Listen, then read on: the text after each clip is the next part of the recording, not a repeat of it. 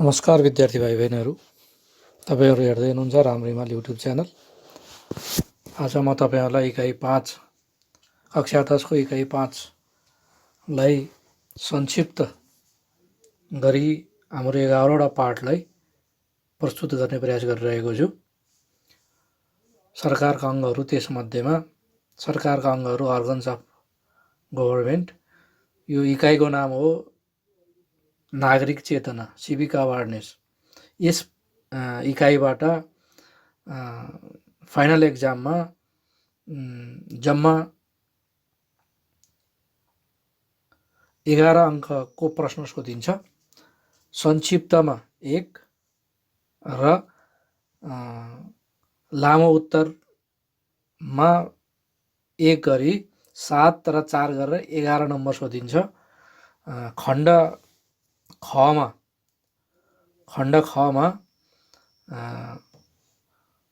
4 नम्बरको र खण्ड गमा 12 नम्बरको 18 नम्बरमा यो प्रश्न सोधिन्छ। त आज हामी लागौँ सरकारका अङ्गहरूमा। सरकारका प्रमुख 3 अङ्गहरू छन्: व्यवस्थापिका, कार्यपालिका, न्यायपालिका, लेजिस्लेचर, एक्जिक्युटिभ र जुडिसियरी। यो तस्बिरमा हामी हेर्न सक्छौँ भवन र जनताले आन्दोलन गरेर ज्यानको आहुति दिएर ल्याएको व्यवस्थापिका। यी व्यवस्थापिकाका बैठकका भवनहरूका दृश्यहरू हुन्। यसलाई तस्बिर हेरौँ। त्यस्तै गरेर पहिलो हामी लागौँ पाठ 1 मा व्यवस्थापिका, लेजिस्लेचर भनेर भन्छौँ। राज्यका 3 प्रमुख अङ्गमध्ये व्यवस्थापिका एक महत्त्वपूर्ण अङ्ग हो। यसले राज्यलाई सञ्चालनका लागि आवश्यक पर्ने कानुन बनाउँछ। व्यवस्थापिका भनेको सरकारका 3टा अङ्गहरूमध्ये व्यवस्थापिका, कार्यपालिका र न्यायपालिका मध्येमा सबैभन्दा महत्त्वपूर्ण मानिन्छ व्यवस्थापिका। किनकि व्यवस्थापिका भनेको जनप्रतिनिधिहरूको समूह हो। जहाँ जनप्रतिनिधिहरू त्यहाँ रहेका हुन्छन् र यसको प्रमुख काम भनेको के हो भने देशलाई आवश्यक नीति नियमहरू निर्माण गर्ने हो। कार्यपालिका व्यवस्थापिका नभए कार्यपालिका बन्दैन र व्यवस्थापिका नभए कार्यपालिका बन्दैन। कार्यपालिका र व्यवस्थापिका नभए न्यायपालिका बन्दैन। सबैको आधार भनेको व्यवस्थापिका नै हो। अब यसमा हामीले प्रतिनिधि सभामा पहिलो हुने निर्वाचन प्रणाली बमोजिम एफटिपिटी भनेर भन्छौँ, जसलाई हामी इङ्ग्लिसमा। जुन प्रथम हुने निर्वाचन, पहिलो हुने निर्वाचन प्रणाली, जसले जित्यो त्यही नै पहिला हुने, यो भनेको है। अनि 165 जना प्रत्यक्षबाट र 110 जना समानुपातिक गरेर 275 जना के अरे तल्लो सदनमा अथवा व्यवस्थापिकामा रहन्छन् भने, अनि यिनीहरूको कार्यकाल 5 वर्ष हुन्छ। जुन यो व्यवस्थापिका संसदमा रहेका जति पनि सदस्यहरू छन् उनीहरूको कार्य अवधि 5 वर्षको रहने हुन्छ। त्यसै राष्ट्रिय सभामा 59 सदस्य रहेको स्थायी सदन हो।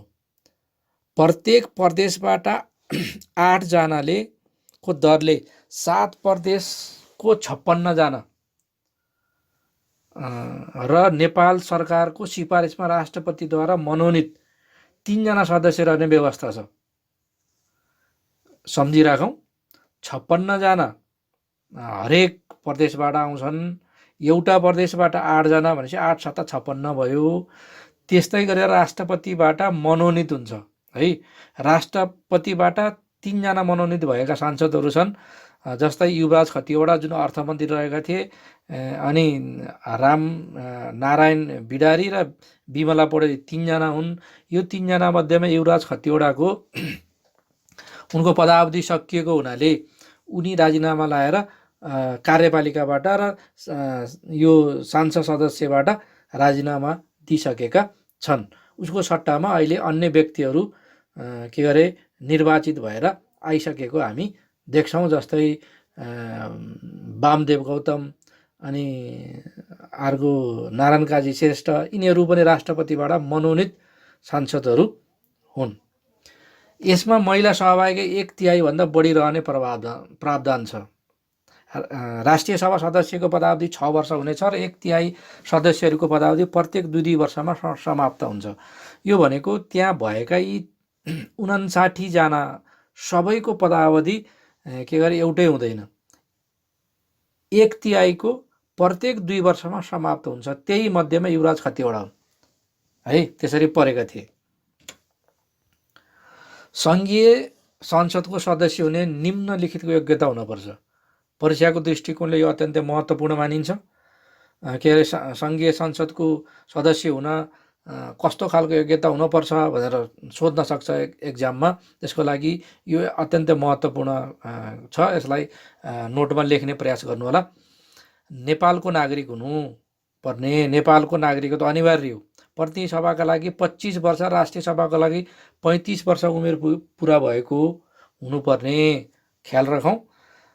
प्रतिनिधि सभाको लागि 25 वर्ष भए नि हुन्छ, राष्ट्र सभाको लागि 35 वर्ष हुनैपर्छ है। नैतिक पतन देखिने फौजदारी कसुरमा सजाय नपाएको, कुनै हाम्रो देशको कानुनमा उल्लेख भए बमोजिमका कुनै पनि नैतिक अथवा कुनै सार्वजनिक केस कसुर सजाय नपाएको व्यक्ति हुनपर्छ। यदि त्यस्तो भएको ठहरिएमा त्यसको खारिज हुन सक्छ। कुनै सङ्घीय कानुनले अयोग्य नभएको, कुनै लाभको पद धारण नगरेको, लाभको पद भन्नाले कुनै संसद हुनुभन्दा अगाडि कुनै व्यक्ति कुनै पेसामा संलग्न थियो भने उसले त्यो पेसालाई परित्याग गर्न पर्ने हुन्छ, अनि मात्र ऊ के अरे सांसद बन्ने योग्य नागरिक हुनसक्छ। यसलाई लेखौँ। मैले अघि नै भने परीक्षाको दृष्टिकोणले यो महत्त्वपूर्ण मानिन्छ। व्यवस्थापिकाका कार्यहरू। व्यवस्थापिकाले के कार्य गर्छ? सबैभन्दा पहिलो काम भनेको कानुन निर्माण सम्बन्धी कार्य। मैले अघि नै भनिसकेँ, यसको मूल कार्य भनेको कानुन निर्माण सम्बन्धी कार्य हो। हाम्रो राष्ट्रलाई, देशलाई कस्तो प्रकारको कानुन चाहिएको छ त्यो कानुनको निर्माण गर्ने काम कसले गर्छ?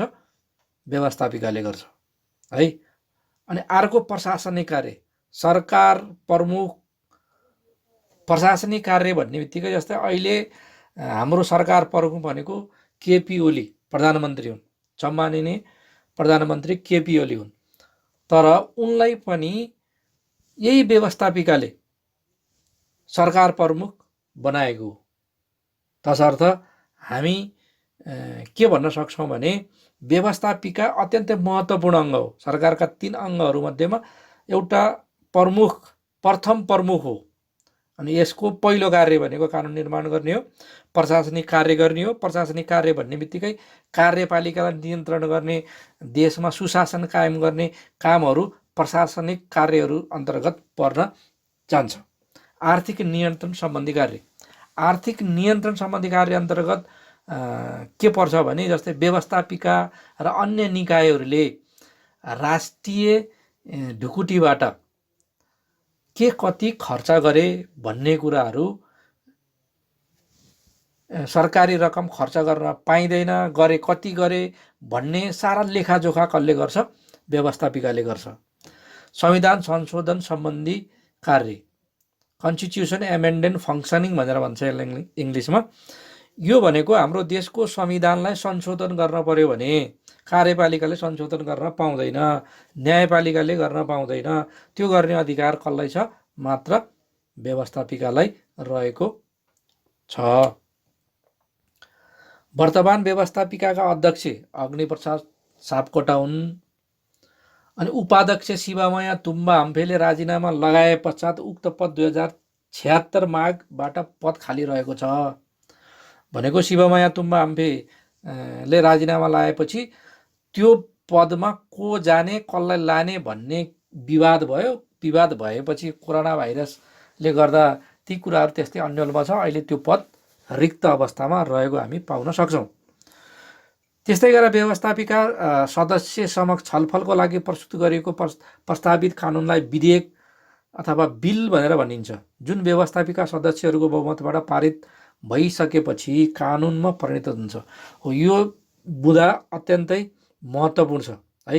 यो बुँदा किन महत्त्वपूर्ण छ भने हामीलाई यहाँबाट प्रश्न कसरी आउँछ भने व्यवस्थापिकाले पारित गरेको प्रस्ताव अथवा विधेयक कसरी कानुन बन्छ भन्ने कुराहरू सोधिन्छ। अथवा बिल भनेको के हो, यो कसरी कानुन बन्छ, अथवा विधेयक भनेको के हो, यो कसरी कानुनमा परिणत हुन्छ भनेर भन्यो भने हामीले यो कुराहरू बुझ्यो भने हामी जति भने लेख्न सक्छौँ। सबैभन्दा पहिला एउटा विषयवस्तु उठ्छ व्यवस्थापिकामा। त्यो व्यवस्थापिकामा उठेको छलफल गरेर अनि त्यहाँ बहुमतबाट पारित भइसकेपछि अनि त्यसलाई वैधानिक रूपले नेपालको कानुनमा अथवा संविधानमा लेख्ने कामहरू हुन्छ। त्यसै हचुवाको भरमा एक दुईजनाले यो लेखौँ त्यो गरौँ भनेर गर्न पाइँदैन। व्यवस्थापिकाको सदस्य हुनको लागि 25 वर्ष उमेर पुरा भएको नेपाली नागरिक र कुनै लाभको पद धारण नगरेको व्यक्ति हुनुपर्छ। यो हामीले अघि नै के गरे उल्लेख गरिसक्यौँ। व्यवस्थापिकाको महत्त्व, कानुन निर्माण गर्ने, यसको अलावा व्यवस्थापिकाको अलावा कसैले पनि कानुन निर्माण गर्न सक्दैन। के अरे कार्यपालिकाले कानुनलाई कार्यान्वयन गर्ने हो, न्यायपालिकाले निगरानी गर्ने र सुझाव र सल्लाह दिने हो, तर निर्माण गर्ने काम व्यवस्थापिकाको। प्रजातान्त्रिक प्रणालीको असफलताको आधार, यो अलिकति यो सुधारेर गरौँ। कार्यपालिकाको आधार तत्त्व सरकारको मार्गदर्शक।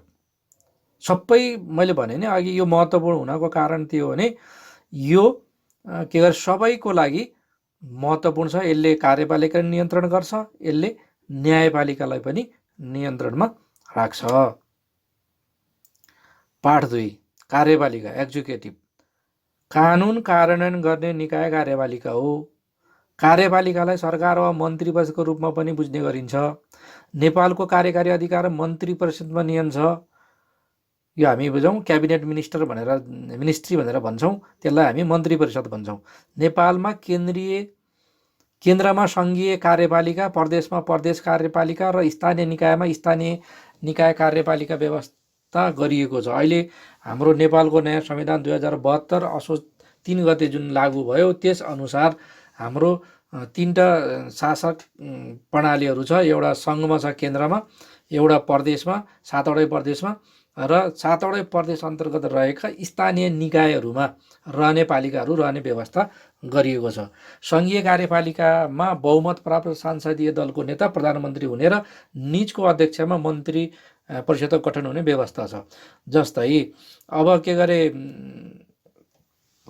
कुनै 4-5 दलले अथवा 8-10 राजनैतिक दलहरूले निर्वाचन प्रणालीमा सहभागिता जनाए। त्यो मध्येमा 4-5वटा राजनैतिक दलहरूले राम्रो बहुमत लिएर आए।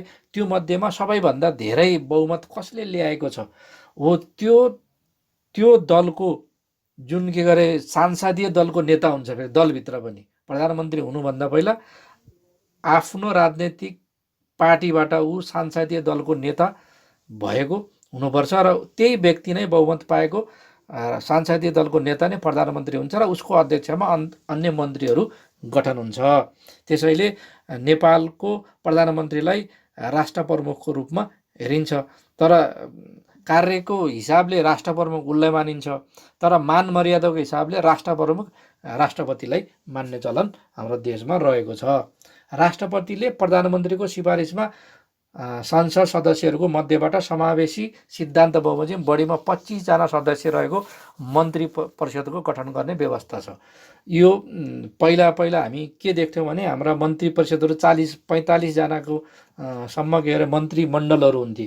तर अहिले हाम्रो संविधानमा ती कुराहरू के अरे स्पष्ट रूपमा के लेखिएको छ भने 25 जनाभन्दा बढी मन्त्रीहरू गठन गर्न पाइँदैन।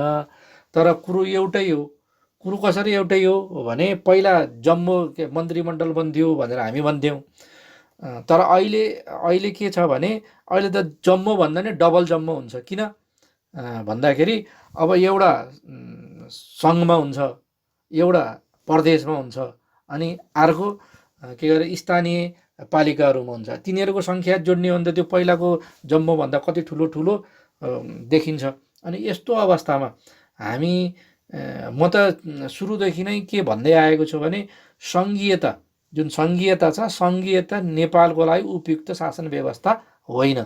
शासकीय स्वरूप नेपालको सङ्घीयता होइन, किनकि यो सङ्घीयता भनेको ठुला मुलुकहरूलाई, ठुला राष्ट्रहरूलाई, चीन, भारत, अमेरिका जस्ता ठुला ठुला, रसिया जस्ता मुलुकहरूलाई ठिक हुन्छ, किनकि उनीहरूलाई हरेक निकायमा पुग्न समय लाग्छ। जबकि हामी त भारतको एउटा जिल्ला बराबरको देशमा हामीले यति धेरै सांसदहरू पालिराख्नु आवश्यकता थिएन। हामी कहाँ दुईवटा मात्रै सरकार भइदियो हुन्थ्यो, एउटा केन्द्रको, एउटा स्थानीय पालिकाको। यो प्रदेश सरकारको कुनै आवश्यकता छैन। यो राष्ट्रिय के गरे ढुकुटी रित्याउने काम मात्रै हो, अरू केही पनि होइन। यो मेरो व्यक्तिगत हो, तर हामीले परीक्षामा यी कुराहरू लेख्नु हुँदैन। यो मैले त्यहाँका मन्त्रालयका केही पिक्चरहरू पाएको थिएँ, त्यसलाई इन्सर्ट गरेँ, अरू केही पनि होइन। त्यसपछि कार्यपालिकाका कार्यहरू। प्रशासनिक कार्य व्यवस्थापिकाबाट स्वीकृत कानुन कार्यान्वयन गर्नु कार्यपालिकाको मुख्य कार्य हो। यसको प्रमुख कार्य भनेको के हो भने व्यवस्थापिकाले जुन कानुन निर्माण गर्छ त्यो कानुनको कार्यान्वयन गर्नु हो। देशमा शान्ति, सुव्यवस्था, स्थायित्व कायम राख्नु कार्यपालिकाको सफलता मानिन्छ। यसबाहेक राज्य सम्बन्धी नीति तयार गर्नु, पार्नु, प्रशासन सञ्चालन, नियन्त्रण, निर्देशन गर्नु पनि कार्यपालिका कार्यहरू हुन्। यसरी हामी कार्यपालिकाको प्रमुख काम भनेको व्यवस्थापिकाले निर्माण गरेको कानुनलाई कार्यान्वयन गर्ने र देशमा शान्ति, सुशासन, सुव्यवस्था स्थायी रूपमा कायम गर्नु यसको प्रमुख प्रशासनिक कार्यभित्र पर्छ। कूटनीतिक कार्य, डिप्लोमेटिक पोलिसी अथवा डिप्लोमेटिक फङ्सन भनेर भन्छौँ है। यो भित्र हामी के पर्छ भने कूटनीतिक सम्बन्ध र सहयोगसँग सम्बन्धित सरकारको कार्यलाई कूटनीतिक कार्य भनिन्छ। कार्यपालिकाले विदेश नीतिको निर्धारण, वैदेशिक सम्बन्ध विस्तार, कूटनीतिक पदमा नियुक्ति, सन्धि, सम्झौता, अन्य देशको लागि राजदूतहरूको नियुक्ति जस्ता कूटनीतिक कार्यहरू सम्पादन गर्छ। जस्तो यो कूटनीतिक कार्यभित्र के पर्छ भने हामीले भन्नाले देशले, हाम्रो देश नेपालले विदेशीहरूसँग, विदेशी राष्ट्र नागरिकहरूसँग कस्तो सम्बन्ध राख्ने भन्ने कुराहरूको नियन्त्रण र निर्क्योल कसले गर्छ? कूटनीतिक कार्य अन्तर्गत कार्यपालिकाले गरेको हुन्छ। कार्यपालिकाका कार्यहरू फेरि यो डबल भएछ है। आर्थिक परिचालन र व्यवस्थापन सम्बन्धी कार्य। प्रत्येक वर्ष आय व्ययको अनुमानित बजेट अर्थमन्त्रीबाट सङ्घीय संसद समक्ष पेश हुन्छ। कार्यपालिकाले कर निर्धारण, कर असुली, राजस्व परिचालन, ऋण लिने आदि कार्य गर्छ। अर्थको परिचालनबाट नै देशको अन्य गतिविधि सञ्चालन हुन्छ। त्यसैले आर्थिक परिचालन र व्यवस्थापन सम्बन्धी कार्यलाई कार्यपालिकाले महत्त्वपूर्ण कार्यको रूपमा लिने गरेको छ। जस्तो यो बजेट हुन्छ नि, के अरे वार्षिक बजेट, राष्ट्रिय वार्षिक बजेट भनेको देशमा जति पनि सरकारी ढुकुटीबाट तलब भत्ता खाने संस्थाहरू, व्यक्तिहरू छन्, तिनीहरूको तलब कसले दिन्छ त भन्दा यही कार्यपालिकाले व्यवस्थापन गरेको हुन्छ। कहाँबाट हुन्छ? हामीले तिरेको करहरूबाट हुन्छ। जस्तै कुनै एउटा सरकारी निकायमा काम गर्ने व्यक्तिले राष्ट्रबाट तलब लिन्छ भने त्यो तलब लिए बापत पनि सरकारलाई फेरि कर तिरेको हुन्छ। त्यस्तै गरेर हामी घरमा बिजुली बाल्छौँ, त्यसको पनि कर तिर्छौँ। हामी सवारी साधनहरू चलाउँछौँ, के अरे यातायात विभागलाई के अरे कर बुझाउँछौँ। अनि यस्तै गरेर हामी विभिन्न शीर्षकमा हामीले जुन करहरू बुझाउँछौँ, त्यही कर, त्यही राजस्वबाट सरकार सञ्चालित भएको हुन्छ। सैन्य कार्य भनेको मिलिट्री फङ्सन्स भनेर भन्छ यसलाई। यो मिलिट्री फङ्सन भनेको के हो भने हाम्रो देश नेपाललाई कुनै बाह्य राष्ट्रले अहित गर्न पुग्यो, हामीमाथि हस्तक्षेप गर्न पुग्यो, हाम्रो शान्ति सुरक्षामा खलल पुर्याउन खोज्यो भने त्यतिखेर कार्यपालिकाको निर्देशनमा सैनिक परिचालन गरेर सैन्य कार्यलाई अगाडि बढाउन सक्छ। यो सँगसँगै उसले के अरे यो हाम्रो देशमा रहेको नेपाली सेना, नेपाल प्रहरी, सशस्त्र प्रहरी जति पनि के अरे सुरक्षा निकायहरू छन् उनीहरूको के अरे प्रमुखहरूको नियुक्ति गर्ने जस्ता कार्यहरू पनि यस अन्तर्गत पर्न जान्छ। यसलाई स्क्रिन पज गरेर पढ्नु होला, म अगाडि बढेँ। हाम्रो पाठ 3 मा छ न्यायपालिका, जुडिसियरी। मैले अघि नै भने व्यवस्थापिका एउटा महत्त्वपूर्ण अङ्ग हो। व्यवस्थापिकाको काम भनेको के हो? देशमा आवश्यक परेको कानुनहरू निर्माण गरिदिने हो। निर्मित कानुनहरूलाई कार्यपालिकाले कार्यान्वयन गर्ने हो। त्यस्तै गरेर न्यायपालिकाले व्यवस्थापिकालाई कुनै कानुनसँग सम्बन्धित कुनै अप्ठ्यारो पर्यो भने सल्लाह दिने मात्रै हो। तर यो छैन कि न्यायपालिकाको जानकारी बिना न्यायपालिकाले नभनिकन व्यवस्थापिकाले गर्न नपाउने भनेर कुनै प्रावधान छैन। यसको लागि उसले व्यवस्थापिकालाई आवश्यक परेमा मात्रै सुझाव र सल्लाह दिने हो यसको काम। र यसको अलावा यसले के गर्छ भने देशमा काहीँ कतै संविधान विरुद्ध अथवा आचरण संहिता विरुद्ध जस्ता कुनै अनैतिक अमानवीय कुराहरू घटेका छन्, भएका छन् भने त्यसलाई दण्ड सजाय गर्ने काम न्यायपालिकाको प्रमुख कार्यभित्र पर्छ। लागौँ यसको बाँकी विस्तृत जानकारीको बारेमा। न्यायपालिका है, न्यायपालिकाका राज्यका 3 अङ्गहरूमध्ये न्यायपालिका महत्त्वपूर्ण अङ्ग हो। यो न्यायपालिकाको कुरा गर्दाखेरि हामीलाई न्याय दिने कि हामीलाई कुनै कानुनसँग सम्बन्धित कुनै कार्य गर्नु पर्यो भने त्यसको प्रमुख कार्य भनेको न्यायपालिका हो र न्यायपालिका भनेको अदालत नै हो। हाम्रो देशमा सर्वोच्च अदालत, केन्द्रमा एउटा अदालत छ जसलाई हामी सर्वोच्च अदालत भन्छौँ। अनि उच्च अदालत प्रदेश प्रदेशमा रहेको हुन्छन्। अनि जिल्ला अदालत जिल्ला जिल्लामा रहेको हुन्छन्। यसलाई यसरी बुझौँ र बाँकी कुराहरू यहीँबाट हामी आफ्नो अभ्यास पुस्तिकामा सार्ने प्रयास गर्नुहोला। अनि सर्वोच्च अदालत अनि उच्च अदालत, यो सर्वोच्च अदालत यो न्यायपालिकाको सबैभन्दा माथिल्लो तह हो। यो अभिलेख अदालत पनि भनिन्छ, यसलाई रिकर्ड कोर्ट पनि भनिन्छ। यसले अभिलेख राख्छ, एउटा रिकर्ड राख्छ के कहाँ कहाँ के भयो भन्ने कुराहरू। जस्तै उच्च अदालतमा त प्रदेश अदालतमा, जिल्ला अदालतमा, जस्तो जिल्ला अदालतमा कुनै केस चल्यो, त्यो केसको फैसलाबाट अब केसमा वादी र प्रतिवादी दुईवटा पक्ष हुन्छन्। एउटा के अरे उजुर गर्ने अनि अर्को के अरे त्यो उसको विरुद्धमा हुन्छ नि, वादी र प्रतिवादी भनिन्छ त्यसलाई कानुनी भाषामा। ती दुईटामा अदालतले एउटा निर्णय गर्छ। निर्णय गरिसकेपछि त्यो दुईवटा पक्ष मध्येमा कुनै एउटालाई अदालतको निर्णय मान्ने भएन भने उसले के गर्छ, प्रदेश अदालतमा जान्छ।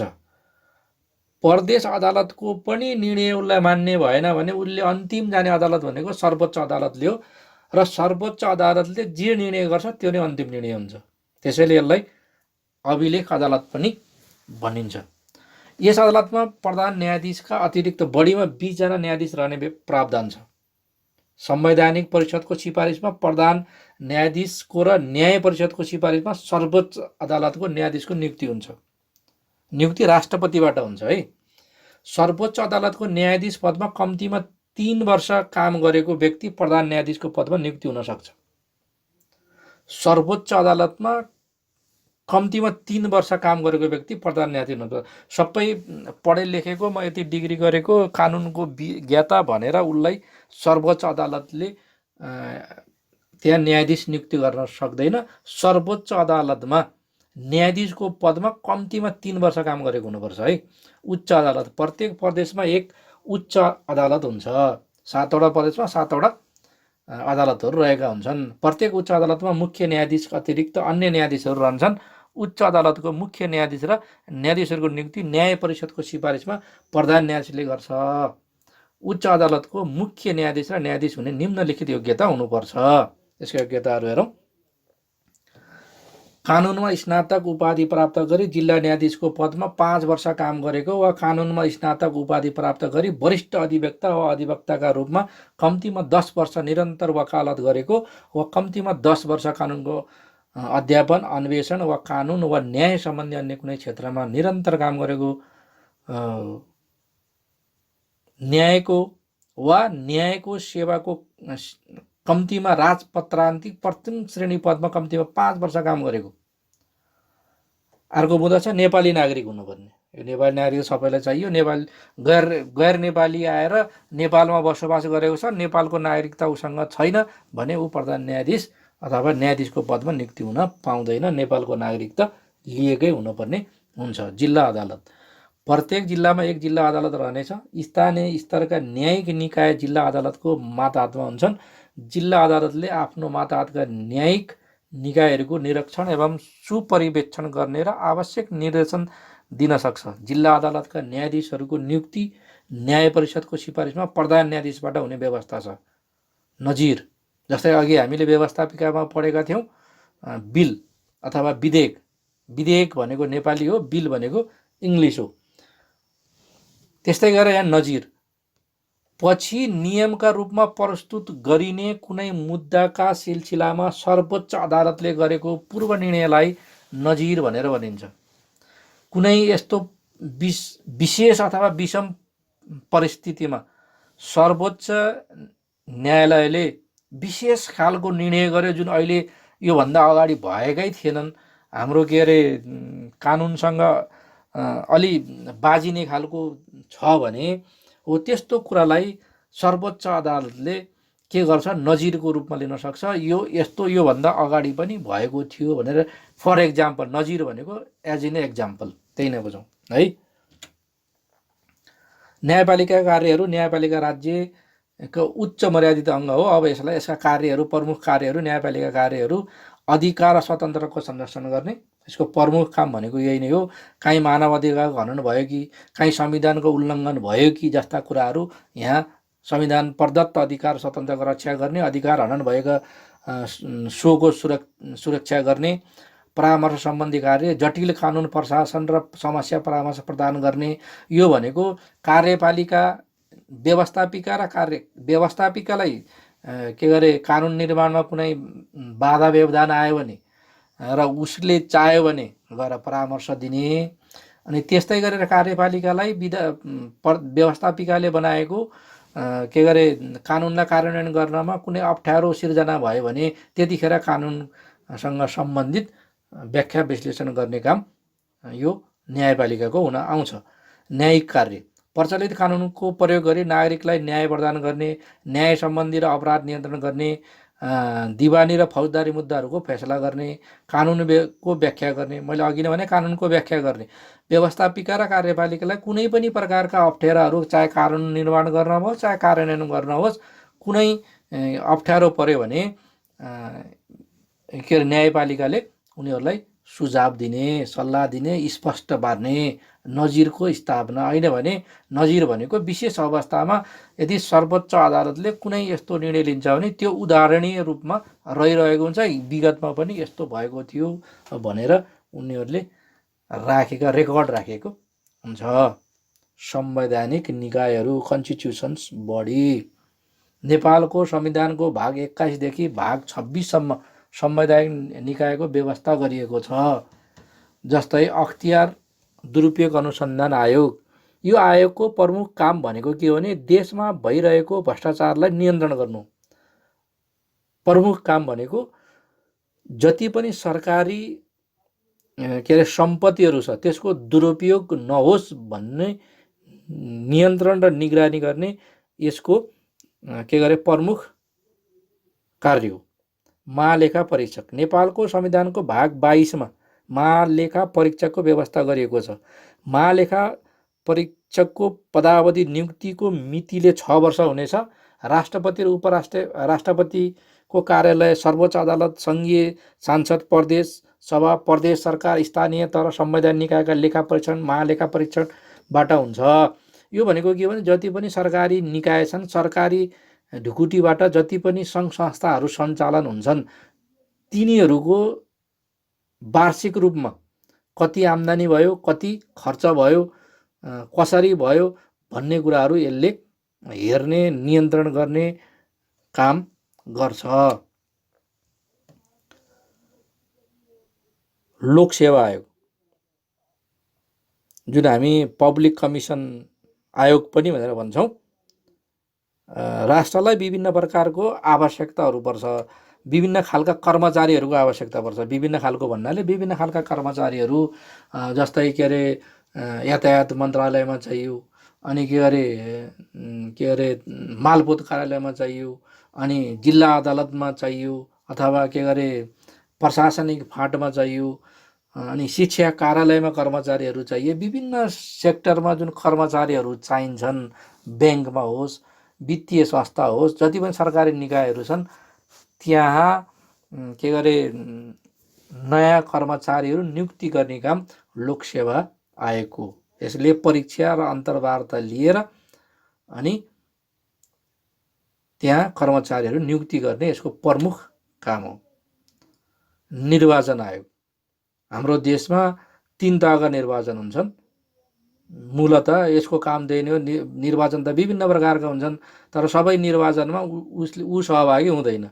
यहाँ निर्वाचन आयोगले सहभागी हुने भनेको प्रमुख 3टा छन्। एउटा सङ्घीय निर्वाचन, प्रदेश निर्वाचन र स्थानीय निर्वाचन है। यहाँ उसले भइरहेका जति पनि के अरे यो निर्वाचनसँग सम्बन्धित कार्यहरू छ, यो काम सबै निर्वाचन आयोगले गर्छ।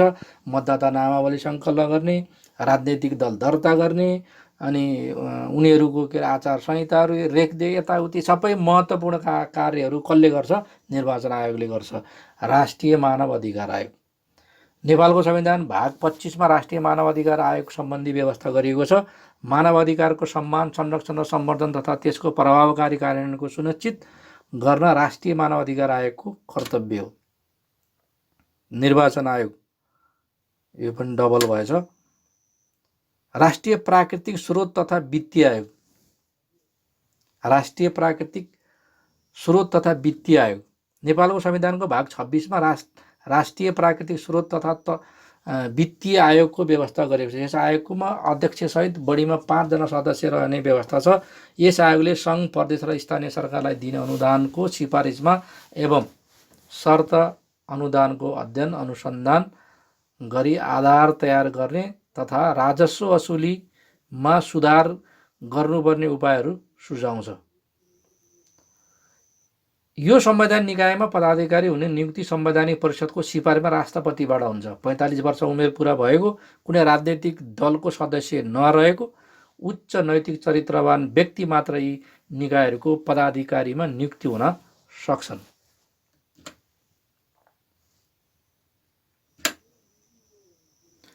यसलाई मैले छोटकरीमा बुझ्न सजिलो होस् भनेर केही बनाएको छु। छोटकरीमा सम्झनाको लागि छोटकरी रूप अङ्ग्रेजीमा लेख्न चाहने विद्यार्थीहरूले CAPENN, क्यापन भनेर बुझौँ। सी भनेको commission for the investigations of abuse of authority, यसलाई CIA भनेर भनिन्छ सर्टकटमा है। अनि त्यस्तै गरेर अर्को एबाट अडिटर जनरल, पीबाट पब्लिक सर्भिस कमिसन, ईबाट इलेक्सन सर्भिस कमिसन, एनबाट नेसनल ह्युमन राइट कमिसन, अनि अर्को एनबाट national natural resource and fiscal commission भनेर हामी यसरी लिन्छौँ। यसैलाई नेपालीमा अम्लो निरारा, यो पहिला आम्लो निरा मात्रै थियो, यो national natural resources and fiscal commission थिएन। यो 72 को संविधान लागू 64 भन्दा पहिला यो थिएन। यो के अरे CAPEN मात्रै थियो। अहिले अन्तिमको एन यो थपिएको है, राष्ट्रिय प्राकृतिक स्रोत तथा वित्तीय आयोग थपिएको हो। अब यसमा हेरौँ, पहिलो भनेको भनेको अख्तियार अनुसन्धान आयोग, यसरी बुझौँ। म भनेको महालेखा परीक्षक, लो भनेको लोकसेवा आयोग, नि भएको निर्वाचन आयोग, पहिलो रा भनेको राष्ट्रिय मानव अधिकार आयोग, दोस्रो भनेको राष्ट्रिय प्राकृतिक स्रोत तथा वित्तीय आयोग। अब यसका प्रमुखहरूको नाम पनि मैले यहाँ लेखिदिएको छु। यसमा केही कन्फ्युज हो, इन्टरनेट सर्च गर्नु होला, म गलत हुन पनि सक्छु। प्रमुख नवीन कुमार घिमिरे, अख्तियार अनुसन्धान आयोगको प्रमुख नवीन कुमार घिमिरे, महालेखा परीक्षकको प्रमुख टङ्कमणि शर्मा, लोकसेवा आयोगको प्रमुख उमेश प्रसाद मैनाली, निर्वाचन आयोगको प्रमुख अयोधी प्रसाद यादव, अनि राष्ट्रिय मानवाधिकार आयोगको प्रमुख अनुपराज शर्मा, अनि राष्ट्रिय प्राकृतिक स्रोत तथा वित्तीय आयोगको प्रमुख बालनन्द पौडेल। यी कुराहरू हामीले सम्झिराखौँ, हामीलाई व्यवहारिक जीवनमा पनि काम आउँछ, एक्जाममा मात्रै होइन।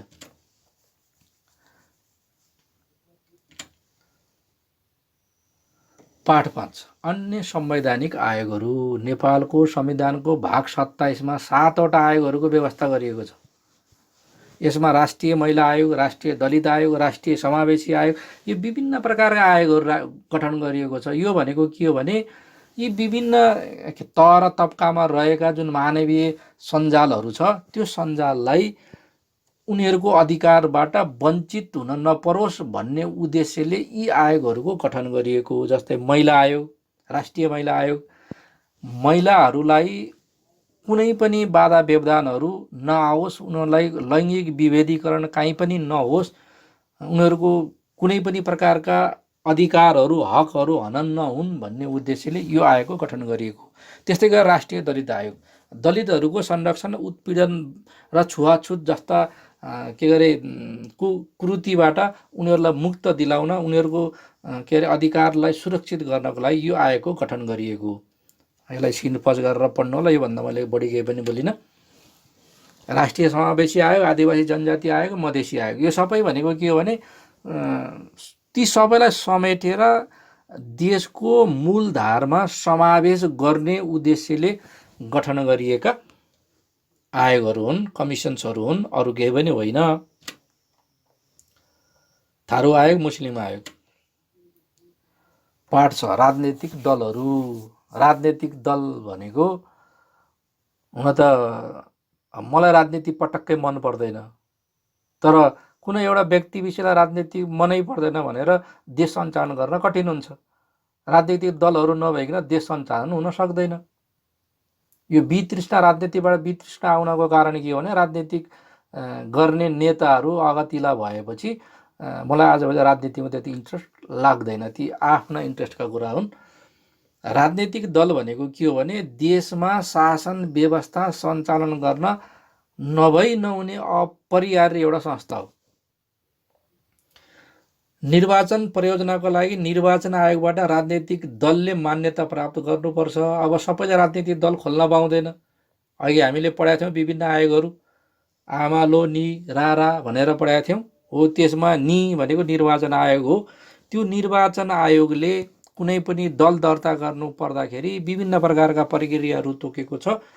त्यो के अरे प्रोटोकलहरू छ, त्यहाँ नियमहरू छ। त्यो प्रोटोकललाई फलोअप गरेर राजनीतिक दलहरूले पुरा गर्छन् भने बल्ल राजनीतिक दल बन्न सक्छ। राजनीतिक दलको नाम र त्यसको केन्द्रीय कार्यालयको ठेगाना हुन पर्यो। राजनीतिक दलको कार्यकारिणी समिति वा सोसरको समिति सदस्य तथा अन्य पदाधिकारीको नाम र ठेगाना हुनु पर्यो। राजनीतिक दलको आय स्रोतको कोष र सो जुटाउने स्रोतको विवरण हुनु पर्यो र उनीहरूले यो वार्षिक रूपमा त्यसको लेखा परीक्षण गरेर बुझाउनु पर्यो। यी यावत कुराहरू छन्। These are the some protocol which is completions by the political party, then they are added in the political issues. र अहिले हाम्रो देशको संविधानले एउटा के गरिदिएको छ भने विगतका अभ्यासहरू हेर्दाखेरि के अरे सरकारहरू छिटो छिटो ढल्ने, सांसदहरू किनबेच हुने जस्तो समस्याले गर्दाखेरि निर्वाचनमा, सङ्घीय निर्वाचनमा जुन राजनीतिक दलले 3% भन्दा बढी मत प्राप्त गर्न सक्छ त्यो राजनीतिक दललाई मात्रै के अरे राष्ट्रिय नेपाल संविधान अनुसार उसलाई नेपालमा राष्ट्रिय मान्यता प्राप्त दल भनेर भनिन्छ। यस्तो के राजनीतिक राष्ट्रिय मान्यता पाएको नेपालमा मात्र 5 वटा राजनीतिक दलहरू छन्। त्यही पनि घटेर अहिले 3टामा पुगेका छन्। यो घट्नुको कारण के हो भने पहिला भएका 5 वटा के हो भने नेपाली काङ्ग्रेस, नेकपा एमाले, नेकपा माओवादी, राष्ट्रिय जनता पार्टी नेपाल जुन यो रापरपा अन्तर्गत पर्छ यो फुटेर बनेको। अनि त्यसपछि सङ्घीय समाजवादी फोरम, यी 5वटा थिए। यी 5वटा मध्येमा अहिले पछिल्लो अवधिमा आएर नेकपा एमाले र नेकपा माओवादी बिचमा एकीकरण भइसकेपछि यो दुईटा दल हटेपछि अब यो दुईटा एउटै भएपछि 1 2 3 4वटा मात्रै रहेको हामी पाउँछौँ। अहिलेको यहाँ मैले यहाँ 3 लेखेछु, 1 2 3 4वटा मात्रै हुन, अहिले 5 यो 4 हो, यो 3लाई सच्याएर 4 लेख्नु होला। यसरी हामी नेपालमा राष्ट्रिय मान्यता प्राप्त दल 5वटा मात्र छन्, जसअनुसार नेपाली काङ्ग्रेस, नेकपा एमाले, नेकपा माओवादी, राष्ट्रिय जनता पार्टी नेपाल, सङ्घीय समाजवादी फोरम। यी राजनीतिक दल त अन्य पनि छन्, धेरै छन्, तर उनीहरूले राष्ट्रिय मान्यता प्राप्त राजनीतिक दलभित्र पर्दैनन्। जस्तै के गरे नयाँ शक्ति पार्टी आएको थियो है, उनीहरूले 1 2 सिट मात्रै ल्याए।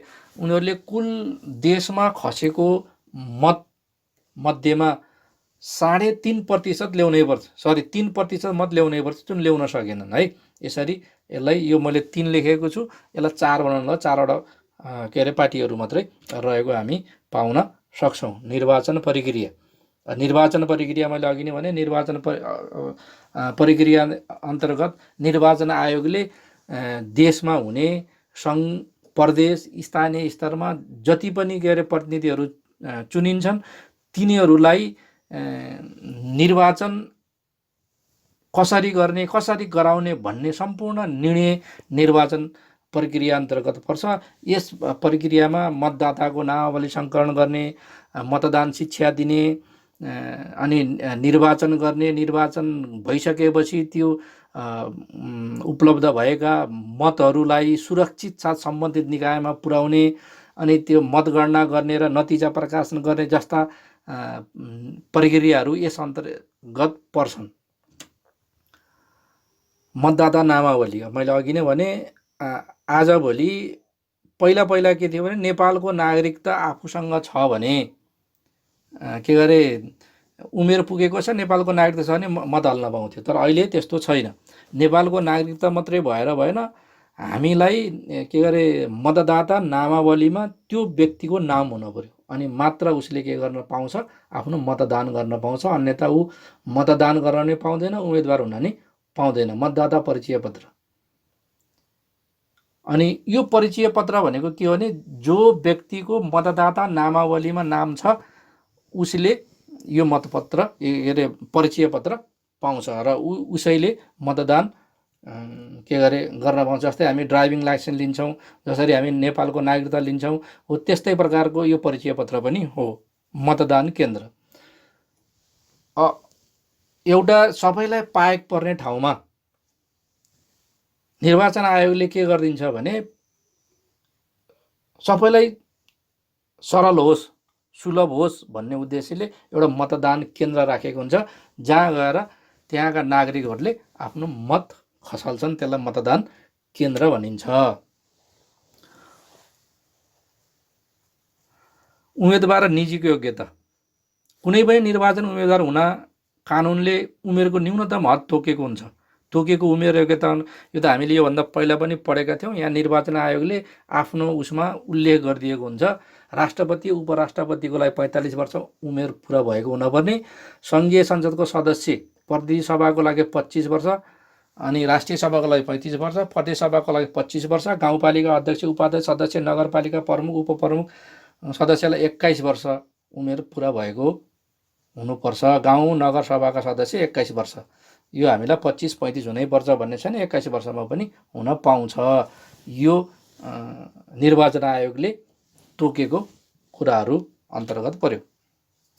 यो निर्वाचन आयोग भनेको यहाँ हामी देख्छौँ समावेशी, यो चित्रमा सबै खालका नागरिकहरूलाई यसरी समावेशी गरी मतदान गर्न प्रयास गर्ने निर्वाचन आयोगको यो विगतमा भएका कुराहरू, आफ्नो मतको सही सदुपयोग गरौँ भन्ने कुराहरू यसको प्रमुख कार्य हो। हाम्रो पाठ्य पुस्तकमा एउटा कवितात्मक शैलीमा यी कुराहरू उल्लेख गरेको छ। हामीले पनि त्यसलाई कुराहरू गर्न सक्छौँ। निर्वाचन आयोगमा नागरिकको भूमिका, यो यहाँबाट प्राय गरेर, यो पाठ 8मा यहाँबाट प्राय गरेर सोधिन्छ। निर्वाचन आयोगमा विद्यार्थीको भूमिका भनेर सोधिदिन्छ। के हुनसक्छ, संवाद तयार गर्नुहोस् भनेर, दुई साथीको बिचमा संवाद तयार पार्नुहोस् भनेर सोध्छ। यो भनेको कस्तो हो भने हामीले निर्वाचनको बखतमा, निर्वाचनको समयमा के कस्तो भूमिका खेल्न सक्छौँ, आम नागरिकले अथवा विद्यार्थीले, कुनै व्यक्तिले कस्तो भूमिका निर्वाह गर्न सक्छौँ। हाम्रो यहाँ के अरे पाठ्य पुस्तकमा गीतात्मक शैलीमा एउटा कविता नै प्रस्तुत गरेको छ है। अनि हामीले यस्ता प्रकारले प्रचार प्रसार गर्न सक्छौँ।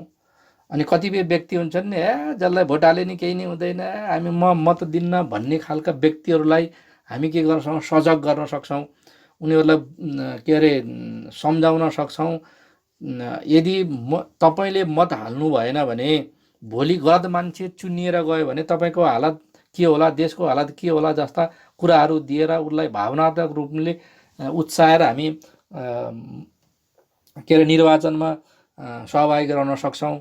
अनि हामी नेपालीको एउटा बानी के छ भने के गरे अतिवादी, म त अतिवादी नै भन्छु।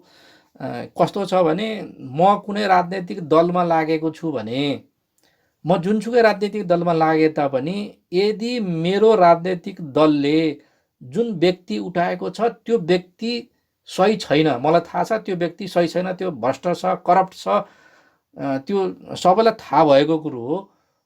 तर म अन्तको तत्त्व के गर्छु भने भोट म त्यही मान्छेलाई दिन्छु किन म त्यही पार्टीको हो। यसरी यो नातावाद, कृपावाद, पार्टीगत यी कुराहरूले गर्दा राष्ट्र बिग्रेको कारण नै, प्रमुख कारण यही नै हो। जो मान्छे सक्षम छ उसलाई मत दिने हो, म त त्यसरी बुझ्छु।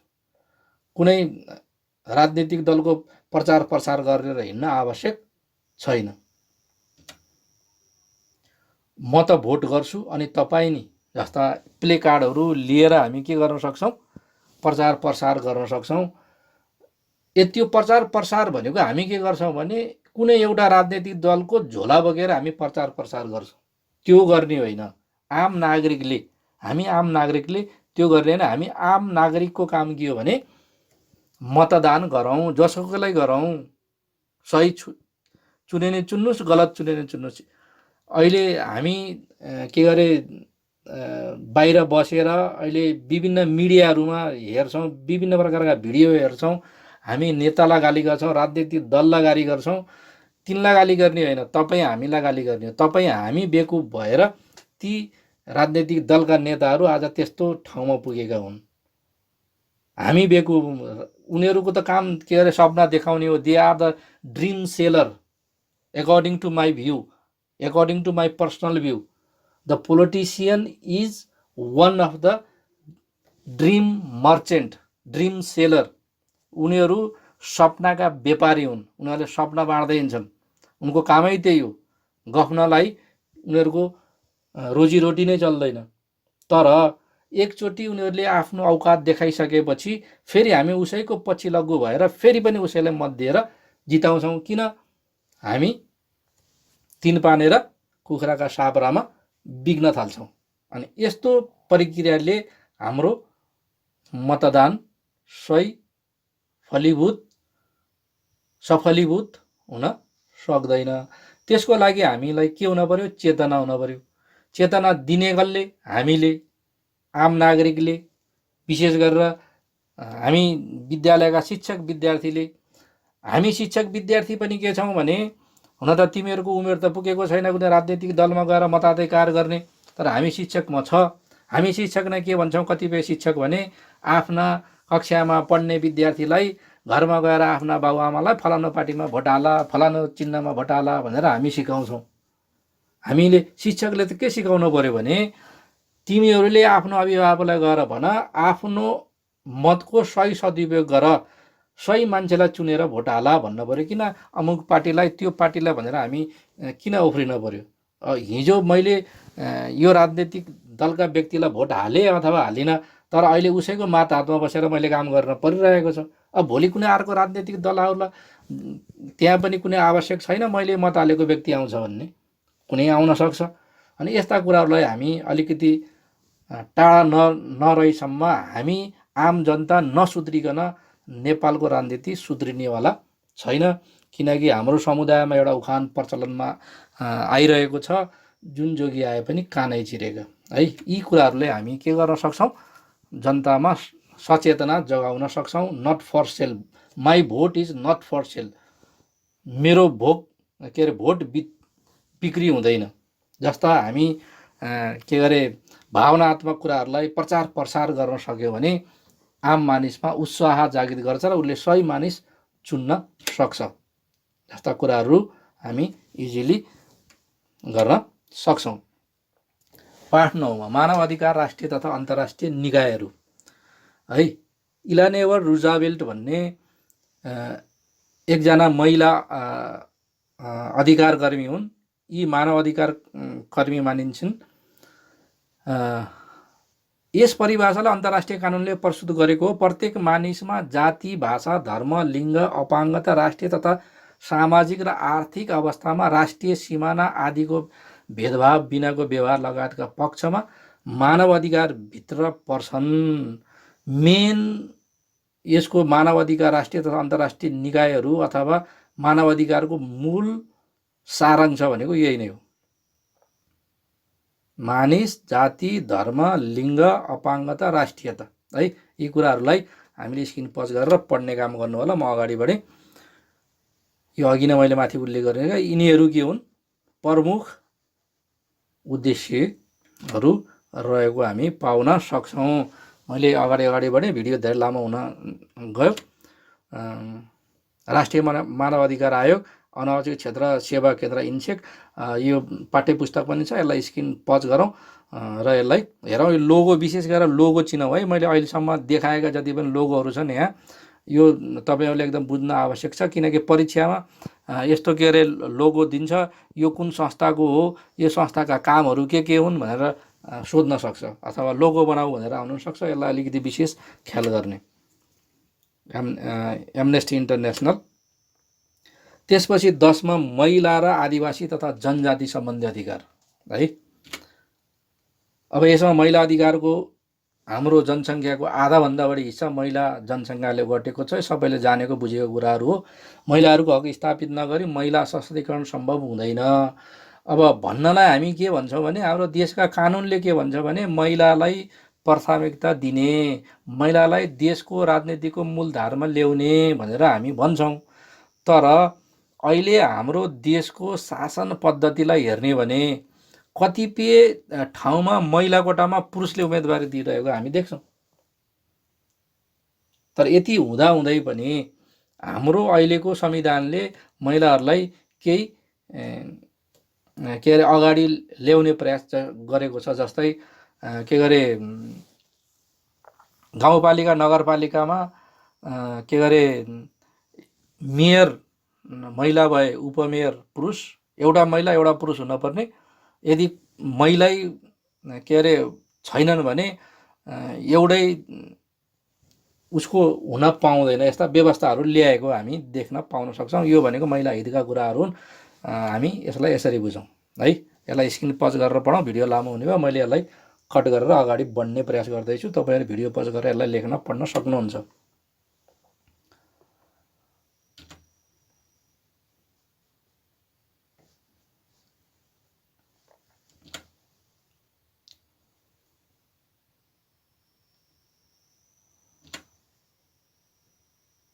नागरिक पहिचान र नागरिकता, हामी अन्तिम पाठमा छौँ। राज्यले आफ्नो नागरिकलाई पहिचान दिने प्रमाणपत्र नागरिकता हो। अब देशमा बस्दैमा ऊ नागरिक हुँदैन, उसले नागरिकता हुन सक्छ तर नागरिकता पाउँदैन। नागरिकता हुनको लागि केही मापदण्डहरू छन्, प्रोटोकलहरू छन्, क्राइटेरियाहरू छन्, त्यसलाई अख्तियारी गर्नुपर्ने हुन्छ। राष्ट्रियता र नागरिकतामा फरक। राष्ट्रियता के हो, नागरिकता के हो? राष्ट्रियता, योभन्दा पहिला सुरुमा हामीले संघीयता पढ्दाखेरि देश र राष्ट्र भन्ने हामीले पढेका थियौँ। राष्ट्रियता भनेको भावना हो, देश भनेको जनता हो, भूगोल हो। त्यसरी बुझौँ है। अब राष्ट्रियता भनेको के हो भने नागरिकताको प्राप्ति राज्यमा बसोबास गरे बापत हुन्छ भने राष्ट्रियता विदेशमा बसोबास गर्दा पनि रहन्छ। जस्तै अहिले हाम्रा आफन्तहरू अमेरिका, के अरे जापान, अस्ट्रेलिया जस्तामा पिआर, ग्रिन कार्ड के लिएर उता बसोबास गरेका छन्। त्यो ग्रिन कार्ड होल्डर भनेको के हो भने उनीहरूले उहाँको नागरिकता लिएका हुन्। उनीहरूसँग अब उनीहरूले नेपालको नागरिकता परित्याग गर्नुपर्छ। उहाँको नागरिकता लिइसकेपछि यहाँको नेपालको नागरिकता परित्याग गर्नुपर्ने हुन्छ। तर उनीहरूमा राष्ट्रियता रहिरहन्छ, नागरिकता उनीहरू रहँदैनन्, तर राष्ट्रियता उनीहरूमा रहिरहन्छ। राष्ट्रियता भनेको के हो? देशप्रतिको माया हो है। नागरिकता त्याग गर्न सकिने अस्थायी प्राकृतिक हुन्छ भने राष्ट्रियता त्याग गर्न नसकिने स्थायी प्रकृति हुन्छ। अब नागरिकता मलाई अब जस्तै मैले अघि नै भनिसकेँ, विदेश जाने यहाँका के गरे कुनै राजनीतिक व्यवस्था उनीहरूलाई मन परेन, उनीहरू परित्याग गरे, विदेश गएर बसोबास गरे, नागरिकता त्याग गर्न सक्छन्। तर राष्ट्रियता भनेको भावनासँग जोडिएको हुन्छ, त्यो मेटाएर मेटिनेवाला हुँदैन। नागरिकता सीमित अवधारणा हो भने राष्ट्रियता बृहत अवधारणा हो। नागरिकता सीमित, जस्तै कुनै व्यक्तिलाई, कुनै वर्गलाई हामीले नागरिकता दिँदैनौँ भनेर आलेटाले गर्न सक्छौँ, रोक लगाउन सक्छौँ।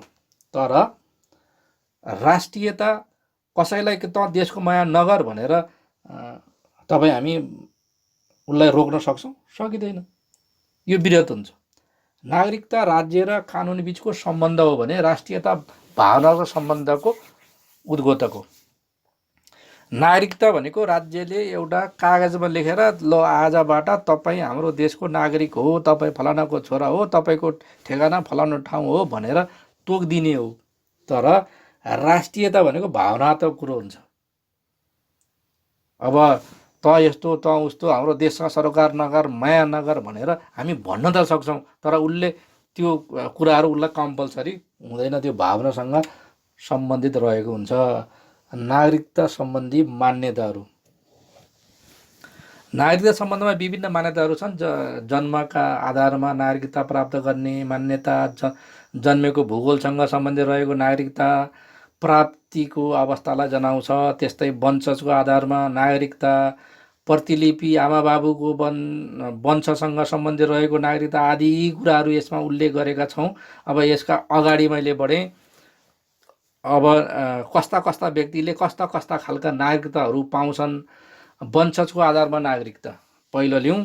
नेपालको संविधान बमोजिम निम्नलिखित आधारमा वंशजका आधारमा नागरिकता प्राप्त गर्न सकिन्छ।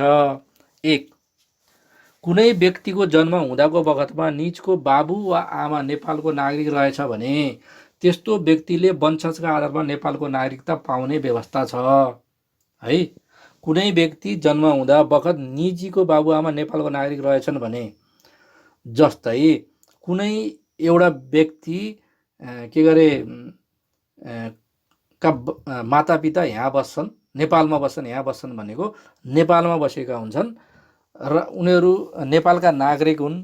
जस्तै विदेशबाट आएर भारतबाट र अन्य कुनै देशमा यहाँ हाम्रो देशमा आएर नेपालको नागरिकता लिएर उसबाट जन्मिएको जुन बालबालिका हो उसले वंशजको आधारमा आफ्नो बाआमाको आधारमा उसले नागरिकता पाउँछ। 2. नेपालको संविधान प्रारम्भ हुनुभन्दा अघि जन्मिएका आधारमा नेपालको नागरिकता प्राप्त गरेका नागरिकले सन्तान बाबुआमा र आमा दुवै नेपालको नागरिक रहनेछन् भन्ने निज बालिक भएपछि वंशजका आधारमा नेपालको नागरिकता प्राप्त गर्न सक्छ। यसले के भन्छ भने नेपालको संविधान 2072 असोज 3 गते प्रारम्भ भयो। त्यो भन्दा अघि, त्यो संविधान जारी हुनुभन्दा असोज 2 गते नै किन नजन्मियोस्, असोज 1 गते नै किन नजन्मियोस् हो, त्यस्ता के अरे व्यक्तिको ले पछि उसका बाआमाको नागरिकताको आधारमा वंशजको नागरिकता पाउन सक्छ। नेपालभित्र फेला परेका पितृत्व र मातृत्वको ठेगाना नभएको प्रत्येक नाबालक निजको बाबु वा आमा फेला नपरेसम्म वंशजको आधारमा नागरिक नेपालको नागरिक ठहर्छ। जस्तै नेपालमा एउटा के अरे माता अथवा पिता कुनै एउटा नेपाली भएको, तर जस्तै कुनै महिलासँग विदेशबाट आएको नागरिकले प्रेम गर्यो, विवाह गर्यो, उसबाट नजायज शिशुहरू जन्म भयो भने माता अथवा पिता कुनै एउटाको ठेगान नेपाल भएको ठहरियो भने ऊ नेपालको वंशजको आधारमा नागरिक ठहर्छ। नेपालको नागरिक भएको आमाबाट नेपालमा जन्म भई नेपालमा नै बसोबास गरेको र बाबुको पहिचान हुन नसकेको व्यक्तिलाई पनि वंशजको आधारमा नेपालको नागरिकता प्रदान गरिन्छ। अङ्गीकृत नागरिकता नेपालको संविधानको आधारमा अङ्गीकृत नागरिकता प्राप्तका आधारहरू निम्न अनुसार छन्। नेपालको नागरिक भएकी आमाबाट नेपालमा जन्म भई नेपालमा नै बसोबास गरेको र बाबुको नागरिकता विदेशी ठहरेको अवस्थामा त्यस्तो सन्तानको नागरिकता अङ्गीकृत नागरिकता परिणत हुनेछ है। आमा नेपाली र पिता विदेशी भयो भने उसले पाउने नागरिकतालाई अङ्गीकृत नागरिकता भनेर भनिन्छ। नेपालको नागरिकसँग वैवाहिक सम्बन्ध कायम गरेकी विदेशी महिलाले चाहेमा निजले कानुन बमोजिम नेपालको अङ्गीकृत नागरिकता लिन सक्छन्। नेपालको नागरिकसँग वैवाहिक सम्बन्ध गरी, जस्तै अहिले के गरे हाम्रो संसदमा एउटा ठुलो विवाद उठेको थियो, सायद नाम माया गिरी हो। अनि यो के अरे हाम्रो लिम्पू अधुराको विवादमा उनको नाम निकै उछालिएको थियो। उनी भारतीय नागरिक हुन्, तर नेपाली पुरुषसँग विवाह गरेर उनले आफ्नो के अरे पतिको आधारमा जुन नागरिकता लिन् त्यो नागरिकता भनेको अङ्गीकृत नागरिकता थियो। अनि यस्ता प्रकार नागरिकतालाई हामी अङ्गीकृत नागरिकता भन्छौँ है। विदेशी महिलाले के अरे नेपाली पुरुषसँग विवाह गरे र उसँग जन्मिएका जति पनि ऊ लगायत उसबाट जन्मिएका जति पनि बालबालिकाहरू छन् उनीहरूले अङ्गीकृत नागरिकता पाउँछन्, वंशजको आधारमा पाउँदैनन्। विदेशी नागरिकसँग विवाह गरेकी नेपाली महिला नागरिकबाट जन्मिएको व्यक्तिको हकमा निज नेपालमा नै स्थायी बसोबास गरेको र निजले विदेशी मुलुकको नागरिकता प्राप्त गरेको रहेनछ भने निजले कानुन बमोजिम नेपालको अङ्गीकृत नागरिकता प्राप्त गर्न सक्छ। जस्तै विदेशी नागरिक हो, नेपालमा आयो, यहीँ बस्यो, नेपाली महिला नागरिकबाट जन्मियो, विदेशी नागरिक हो, पुरुष विदेशी हो, महिला नेपाली हो, ऊ आयो नेपालमै बसोबास गर्यो, यहीँ बस्यो, आफ्नै के अरे परिवारसँग बस्यो र उनीहरूबाट जुन सन्तान उत्पन्न के अरे जन्मन्छन् ती सन्तानले उनीहरू यहीँ बसोबास गरेका छन् भने उनीहरूले अङ्गीकृत नागरिकता पाउने सक्छन्। सम्मानार्थ नागरिकता। अब नेपालको संविधान 2072 अनुसार सरकारले चाहेमा नेपालको हित, गौरव, प्रतिष्ठा वृद्धिका लागि योगदान गर्ने कुनै पनि विदेशी नागरिकलाई सम्मानार्थ नागरिकता प्रदान गर्न सक्छ। जस्तै उदाहरणको लागि हामी हेर्न सक्छौँ doctor Tony Hagin, sir Edmund Hilari लगायतका नेपालका को सम्मानार्थ नागरिकता प्रदान गरिएको छ। यो टोनी हेगन भनेको एउटा एडभेन्चर राइटर हुन्। उनी ट्रेकिङको लागि नेपाल आएका थिए र उनले पटक पटक नेपाल आएर धेरै पुस्तकहरू के अरे प्रकाशन गरेका छन्। उनले नेपालको मेचीदेखि महाकालीसम्म हरेक कुना काप्चा हामी नेपाली भएर नघुमेको ठाउँ पनि उनले घुमेका छन् र उनले नेपालको पर्यटनीय क्षेत्रमा र भौगोलिक ज्ञानको लागि धेरै ठुलो टेवा पुर्याएका छन्। तसर्थ उनलाई नेपाल सरकारले सम्मानार्थ नागरिकता दिएको थियो भने सर एडमन्ड हिलारी भनेका के गरे तेन्जिङ नोर्गे शेर्पासँग सबैभन्दा पहिला सगरमाथा चढ्ने न्युजिल्यान्डका नागरिक हुन्। अनि उनलाई पनि नेपाल सरकारले सम्मानार्थ नागरिकता प्रदान गरेको हामी उदाहरण लिन सक्छौँ। यस प्रकारले यदि नेपालको कसैले हित, गौरव र प्रतिष्ठा वृद्धि गर्नमा कुनै योगदान पुर्याएको छ भने त्यस्तो व्यक्तिलाई नेपाल सरकारले सम्मानार्थ नागरिकता दिने प्रावधान पनि छ। गैर आवासीय नेपाली नागरिकता। दक्षिण एसियाली क्षेत्रीय सहयोग सङ्गठन सदस्य सार्क, जसलाई हामी छोटकरीमा भन्छौँ, सार्क राष्ट्रबाहेक विदेशी मुलुकको नागरिकता प्राप्त गरेका र त्यही बसोबास गरेका तथा साबिक वंशजको जन्मका आधारमा निज वा निजको बाबु वा आमा, बाजे वा बजै नेपालको नागरिक रही पछि विदेशी मुलुकको नागरिकता प्राप्त गरेको व्यक्तिलाई गैर आवासीय नागरिकता प्रदान गर्न सकिने प्रावधान छ।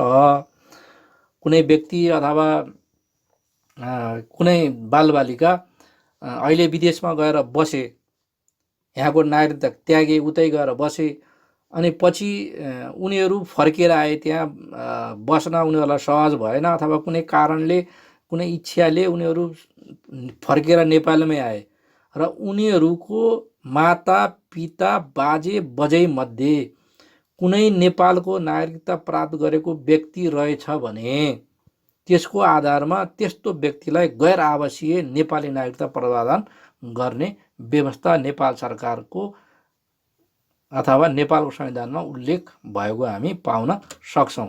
यसलाई अझै विस्तृत रूपमा बुझ्नको लागि हामी सरस्वती नेपालको संविधानलाई एकचोटि अध्ययन गर्दा झन् उपयुक्त हुन्छ।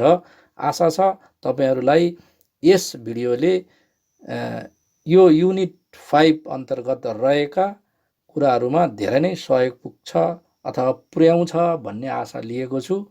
Thank you for watching Ram Rimal channel.